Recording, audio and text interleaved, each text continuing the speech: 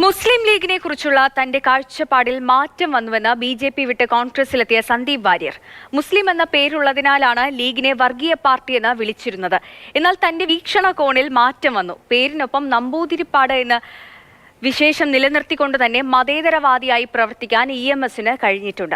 മുസ്ലിം ലീഗിന്റെ ഉദ്ദേശം മതേതര സമൂഹമാണെന്നും സന്ദീപ് വാര്യർ ഒമാനിലെ മസ്കറ്റിൽ പറഞ്ഞു. KMCC സംഘടിപ്പിച്ച സീതി സാഹിബ് ഫുട്ബോൾ ടൂർണമെന്റ് പരിപാടിയിൽ മുഖ്യാതിഥിയായി സംസാരിക്കുകയായിരുന്നു സന്ദീപ് വാര്യർ.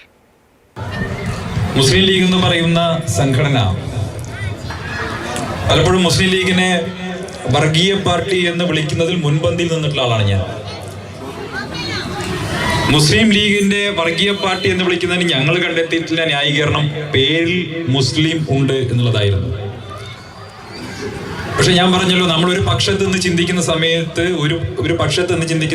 ഒരു കാഴ്ച നമ്മൾ എവിടെ നിന്നിട്ടാണോ ഒരു കാഴ്ചയെ സമീപിക്കുന്നത്, നമുക്ക് ആ രീതിയിൽ മാത്രമേ അതിനെ നോക്കിക്കാണാൻ സാധിക്കുള്ളൂ. മറ്റൊരു കോണിൽ നിന്ന് അതേ കാഴ്ചയെ നോക്കിക്കാണുമ്പോഴാണ് നമ്മൾ നേരത്തെ കണ്ടതല്ല, കുറച്ചുകൂടി വ്യത്യസ്തമാണ് കാഴ്ചകൾ, അതിന്റെ സത്യം മറ്റൊന്നാണ് നമുക്ക് ബോധ്യപ്പെടുകയുള്ളൂ.